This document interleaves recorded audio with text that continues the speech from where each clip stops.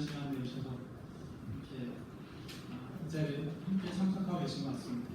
어떤 포럼들보다도 연륜과 지혜가 필요로 한 그런 주제가 아니라는 생각이 들고요. 저한테 이제 이 주제를 요청을 하셔서 사실은 이게 최근에 기술 혁신이 가져온 일자리에 대한 변화도 고민하는 상당히 어려움이 있는데 거기에 고령화까지 더해서 뭔가 좀 이렇게 진짜 쌈박한 솔루션을 주기를 바라셨을 텐데 사실은 지금 여기 시작하는 단계라고 솔직히 말씀을 드려야 될 것 같고요. 제가 한 10년 정도 전에 이 생애 경영설계 프로그램을 개발한 적이 있습니다. 신문사에서 요청돼서 그때만 하더라도 생애 경영설계라는 말 자체가 생소했었고 거의 대부분의 사람들이 사실은 그런 여력도 없었던 것 같아요. 근데 이제 점점 더 그때 고민했었던 고령사회, 이제 초고령 사회가 우리들 앞에 점점 이제 다가오고 있기 때문에 더 현실적인 무게감이 있어서 이런 자리가 마련이 되는 게 아닌가 하는 생각이 듭니다. 그때 사실 제가 이제 그 무렵에 연구할 때는 솔직히 말씀드리면 좀 우울했습니다. 이 사람이 원래 그 자기의 미래를 보면서 나는 앞으로 어떤 삶을 살게 될 것인가 그런 고민들을 하게 되잖아요. 근데 너무 난감한 거예요. 그리고 오늘 앞서도 뭐 여러 의원님들이나 발제자들이 이렇게 제시하는 데이터들을 보면 생각보다는 그렇게 만만한 미래는 아닐 것 같습니다. 그래서 지금 사실은 상당히 우리들한테는 좀 기로에 놓여 있는 상황이라는 생각이 들고요. 근데 이제 중요한 것은 어떻게 보면 항상 기회하고 위기에는 위협이 같이 존재하는데 어떻게 우리가 이제 슬기롭게 조금 더 희망이 있는 미래를 만들어 갈까 그런 고민들을 좀 이 자리에서 많이 해야 되지 않을까라는 생각이 듭니다. 그런 차원에서 이제 준비를 해봤고요. 오늘 발표되는 내용은 그 연구자 저 본인의 개인의 의견입니다. 그래서 전혀 저의 기관이라든지 고용노동부 우리 과장님도 오셨는데 상관이 없고 저의 그냥 개인적인 연구자의 의견이라고 이해해 주시면 감사하겠습니다. 그리고 이제 시작하는 단계이고요. 그래서 오늘 말씀드릴 거는 서론 그리고 고령화의 고용 구조나 동향 전망 이런 부분은 앞서도 많이 말씀해 주셨으니까 짧게 말씀드리도록 하겠고요. 두 번째는 이제 기술 혁신하고 일자리는 어떻게 관계를 맺고 있고 변화할 것인지를 말씀을 드리겠습니다. 그리고 결론으로 제가 이제 생각하고 있는 미래상에 대해서 말씀을 드리겠습니다. 제가 원래 서서히 하면 이게 자꾸 강의 스타일로 돼서 상당히 길어지거든요. 그래서 혹시라도 여기 진행하시는 분들 시간 되면 알려주세요. 일단 이제 첫 번째가 우리가 어떻게 고령기를 바라보냐 이게 매우 중요한 게 아니라는 생각이 듭니다. 그러니까 우리는 어떤 삶을 갖고 사실은 앞으로 인생을 살아갈 것인가? 여러분들한테 뭐가 그려지십니까? 이 부분이 이제 전통적으로 봤을 때는 제가 이제 왼편에 인도하고도 바꾸지 않는다는 그런 영국의 대문호죠. 섹스피어가 인간의 이 사회론을 7가지 단계로 나눴습니다. 그래서 그 단계들을 잘 살펴보시면 특히나 이제 고령기에 접어들수록 남루해지고 오히려 더 유치해지고 어린 시절로 돌아가는 게 아닌가. 그래서 한 40대를 정점으로 해서 점점 이렇게 인생이 어떻게 보면 꺾이고 속도가 빨라지고 우리 그런 얘기를 많이 하잖아요. 그런 U자 곡선으로 우리 인생을 바라보고 있는 게 아닌가라는 생각이 듭니다. 그렇지 않나요? 제 말 틀리나? 네. 근데 과연 이게 다 정답일까 하는 한번도 생각해 볼 필요가 있는 것 같고요. 오른쪽은 제가 이 동양, 특히 이 한국에 있는 제 연배라고 하면 이런 고민들을 하실 것 같습니다. 저는 올해 이제 그 지천명 놀라셨죠? 안 놀라시는데 그렇게 보이지 않는다고 놀라시는데 근데 이제 그런 고민을 하게 되거든요. 이맘때 되면 과연 나의 삶은 무슨 의미가 있을까? 나의 일은 우리 사회하고 어떤 관계를 갖고 있을까? 나는 앞으로 어떻게 삶을 이제는 인생 후반전을 만들어가는 게 필요할까? 제가 오늘 아침에 출근하면서 고민을 했었습니다. 남들의 그 단점을 헤집고 거기에 소금 뿌리지 말고 남들의 장점을 배우는 방향으로 남의 인생을 살아가면 어떨까? 이런 생각도 해보게 되고요. 과연 거창한 것들보다는 사실은 내가 진짜 해야 되는 것들을 충실하게 해나가는 것이 좀 더뎌 보이지만 더 나은 미래를 만들어가는 건 아닌가 이런 생각을 해보게 됐습니다. 어쨌든 중요한 것은 점점 더 정신적으로 성숙해질 수도 있다라고 동양권에서는 바라봤습니다. 최근에 들어서는 이게 조금 생각을 달리하는 부분들이 있는데 여기에 이제 그 워렉 때 영국에 있는 이 오스왈드 교수가 제시한 건데 실제로는 이제 많은 여기에 이제 그 영국 사례뿐만이 아니라 OECD 국가들 많은 나라들을 보면 실제로는 여기에 그 연령대에 따라서 인생의 어떤 만족도 자체가 U자가 아니라 U자라는 거죠. 실제 40대를 전후로 해서 점점 더 올라간다는 거죠. 그리고 그 옆에 있는 것은 또 일을 할 때 일을 하는 사람들의 연령대에 따라서 이렇게 직무에 있어서의 만족도도 이렇게 올라간다는 거죠. 이런 거는 잘 못 보셨었죠? 그렇지 않았었나요? 그러니까 우리 사회하고는 약간 좀 다르지 않나? 그러면 어떤 점에서 차이가 있길래 이런 이 결과가 나오게 될까? 그런 고민들을 좀 해봐야 되는 것 같습니다.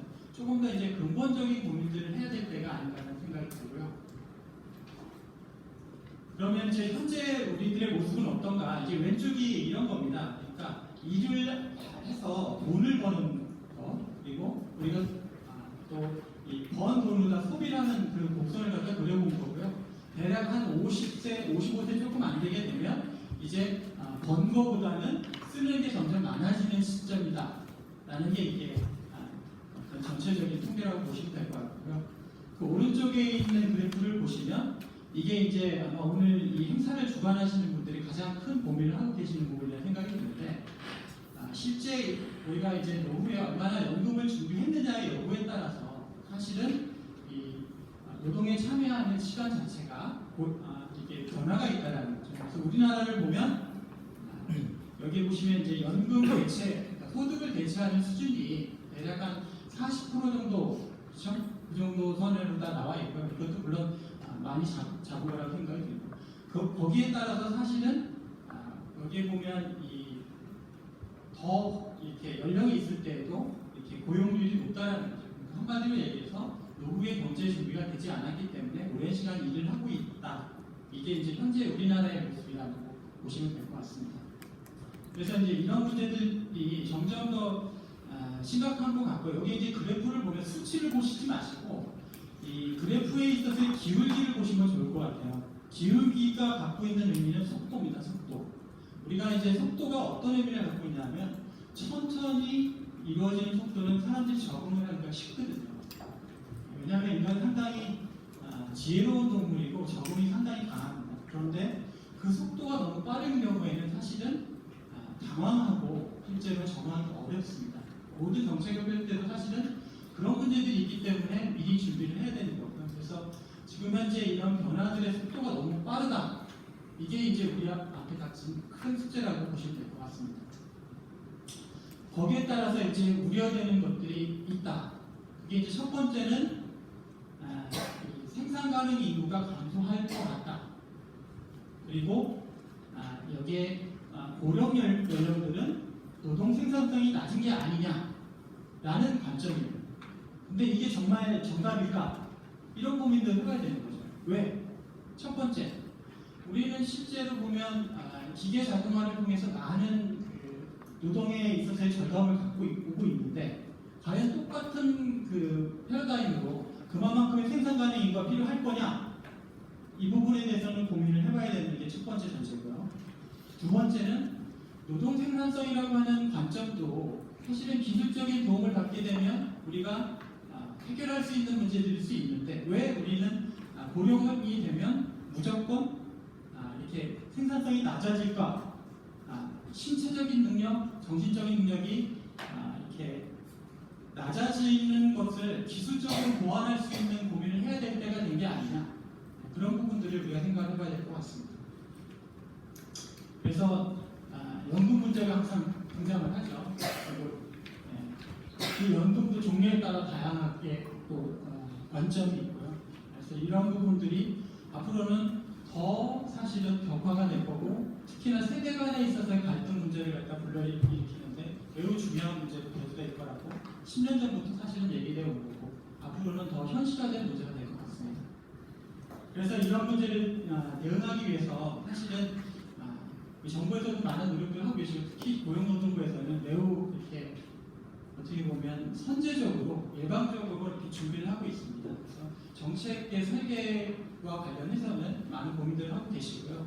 그래서 지금의 어떤 그 모습은 주된 일자리에서 우리가 조금 빠른 시기에 다른 나라들에 비해서 이렇게 퇴직을 하게 되는데 이 부분을 어떻게 그러면 유지할 것인가 이런 고민을 하고 있는 것 같습니다. 거기에 따라서 기존에 우리가 정년연장이라는 법제를 했었던 거고 또 이렇게 전환이 되는 과정에 있어서 우리가 좀 더 이게 전직 지원을 갖다 잘 하기 위해서 우리가 내년부터 준비를 하고 있고 그리고 실제 재취업된 일자리를 잘 이렇게 배치하기 위해서 여러 가지 우리 고용 서비스 연기 기관들에다가 두고 있죠. 중단 일자리 희망센터라든지 기타 여러 그런 곳들에서도 활동을 하고 있고 이제 보다 중요한 것은 사실은 그러나 이제 이런 그 전통적인 관점에 있어서의 어떤 고용도 중요하지만 앞으로 가면 갈수록 고용의 관점보다는 일의 중심 국가가 바뀌게 된다는 것.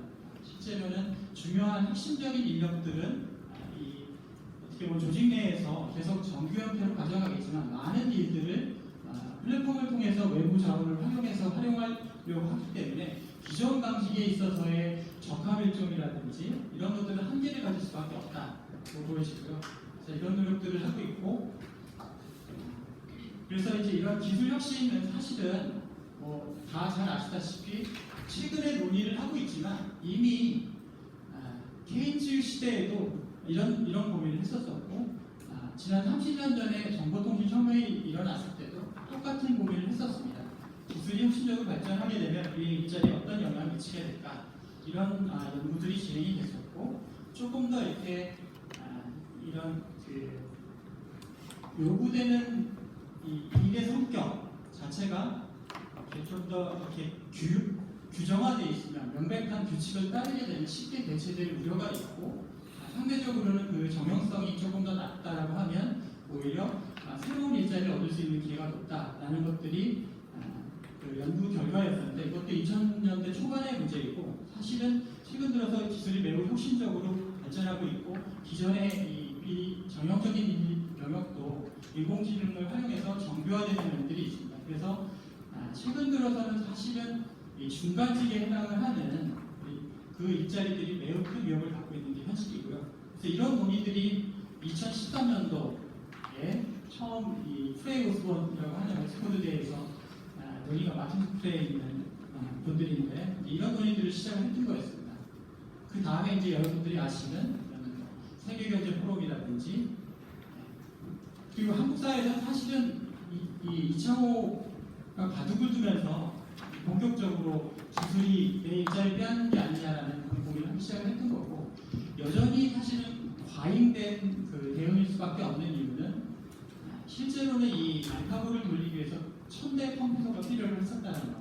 그 얘기가 무슨 얘기냐면 경제적인 효용성이 과연 얼마만큼 있느냐를 살펴볼 필요가 있다는 거고 바둑에는 룰이 있습니다. 게임의 룰이 있죠. 룰이 있는 것은 그러니까 매우 이렇게 세부적으로 정의될 수 있는 영역을 쉽게 배치할 수 있지만 일반적인 상황, 통제되지 않은 상황에서는 적용하는 한계가 있다는 겁니다. 그렇기 때문에 요새 자유주의자가 항상 통제된 상황을 벗어나게 되고 사고가 날 수밖에 없는 거예요. 그래서 이런 이 기술 발전의 흐름 방향은 가장 먼저 이제 이 그림이 매우 중요한 의미를 갖고 있고 앞으로도 매우 중요한 의미를 갖고 있는데 인간이 그동안 기술을 발전시켜온 방향은 우리들이 그 갖고 있는 한계를 넘어서기 위한 부분입니다. 정신적인 부분이나 신체적인 역량을 갖다 확장시키는 방향의 기술을 발전시켜왔는데 그동안의 정보통신 기술이 그동안 매우 혁신적으로 컴퓨팅 파워라든지 이런 것들이 발전하면서 점점 더 우리가 꿈꿔왔던 것들을 현실화시키고 있는 게 사실이고 이러한 부분이 사실은 앞으로 닥칠 생산가능 인구의 감소, 고령화 이 문제를 갖다가 조금 더 이렇게 그 문제를 해소하는 데 있어서의 어떻게 보면 대안책으로 다 우리가 고려를 해볼 수 있다고 말씀드리겠습니다.